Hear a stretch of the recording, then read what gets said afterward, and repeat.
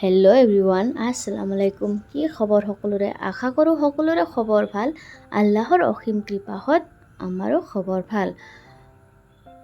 সকলোকে মোৰ অন্য এটা ব্লগ ভিডিঅ'লৈ স্বাগতম জনাইছোঁ। আশা কৰোঁ ভিডিঅ'টো চাই ভাল পাব।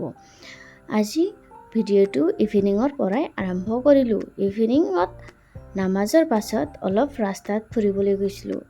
সন্ধিয়া টাইমত অলপ ৰাস্তাত গ'লে এনেও মনটো ভাল লাগে আৰু শৰীৰটোও ঠাণ্ডা হয়। যিহে গৰম দিছে, ৰুমৰ ভিতৰত এনেতো থাকিবই নোৱাৰোঁ। অলপ ৰাস্তাত গ'লে ভাল লাগে আৰু মাইণ্ডটোও ফ্ৰেছ হৈ যায়। চাওক, ৰাস্তাত আহিলোঁ, বেছি দূৰ যোৱা নাই, ওচৰতে, যিহেতু সন্ধিয়া হৈ আছে সেইকাৰণে আৰু যোৱা নাই ক'তো। এই চাওক, মই ভিউটো দেখাই দি আছোঁ আমাৰ ৰাস্তাৰ পৰা ঘূৰি আহি মই ইফালে চাহ বনালোঁ আৰু ইফালে ব্ৰেড চেকি ল'লোঁ। চাহ খাই এইবাৰ বেটাক মই গাখীৰ আৰু বিস্কুট দিলোঁ। এইবাৰ ৰাতিৰ খানাখিনি যোগাৰ কৰি লওঁ। আজি মটন বনাম আৰু পোলাও বনাম। যিহেতু দেৱৰ আহিছে চাকৰিৰ পৰা, সি কৈ আছে মটন খাই বোলে, মটন খাব আৰু পোলাও বনাব লাগে। সেইকাৰণে মই পিঁয়াজ চিয়াজ গোটেইখিনি তেলত দি দিলোঁ। জিৰা তেজপাত দি সেইখিনি ভালকৈ মিক্স কৰি এইবাৰ মটনখিনি বনাই ল'ম। ইফালে জলকীয়াৰ পেষ্ট দি দিছোঁ, আদা নহৰুৰ পেষ্ট আৰু দি গোটেইখিনি ভালকৈ মিক্স কৰি এইবাৰ অলপমান নিমখ আৰু পাউডাৰ মছলাখিনিও দি দিছোঁ। দি এইবাৰ অলপমান পানী দি সেইখিনিও ভালকৈ মিক্স কৰি মটনখিনি দি দিছোঁ। মটনখিনি এবাৰ দি গোটেইখিনি ভালকৈ মিক্স কৰি ল'ম। যদি মোৰ ভিডিঅ'টো চাই ভাল লাগে তেন্তে মোৰ চেনেলটো প্লিজ ছাবস্ক্ৰাইব কৰিবলৈ নাপাহৰিব। আৰু যদি আপুনি এইখিনি কাম কৰি থাকে তেনেহ'লে আপোনাক বহুত বহুত ধন্যবাদ। ভিডিঅ'টো ভাল লাগিলে লাইক এটা দি ভিডিঅ'টো কণ্টিনিউ কৰিব। চাওক, মোৰ মটনখিনি অলমষ্ট হৈয়ে গ'ল। বাহিৰত চাওকচোন, ইমান ধুনীয়া বতাহ দিছে আৰু ইমান জোৰকৈ পানী পৰিছে। মানে দিনত যিমান ৰ'দ দিছিল তাতকৈ এইবাৰ ইমান জোৰকৈ পানী পৰিছে। মানে সেইখিনি ৰ'দৰ তুলনাত এইখিনিত আৰু একেবাৰে ঠাণ্ডা হৈ গৈছে, শৰীৰ চৰীৰ একেবাৰে ঠাণ্ডা হৈ গৈছে। এই চাওক, মোৰ মটনখিনি হৈ গৈছে। এতিয়া মই অলপমান গৰম পানী দি সেইখিনি শুকাই ল'ম। তাৰপাছত ওপৰেদি গৰম মছলা দি সেইখিনি নুমাই ল'ম। তাৰপাছত ইফালে মই এইফালে গছৰে ভোলখিনিও কাটি লৈছোঁ, সেইখিনিও ভাজি বনাই ল'ম।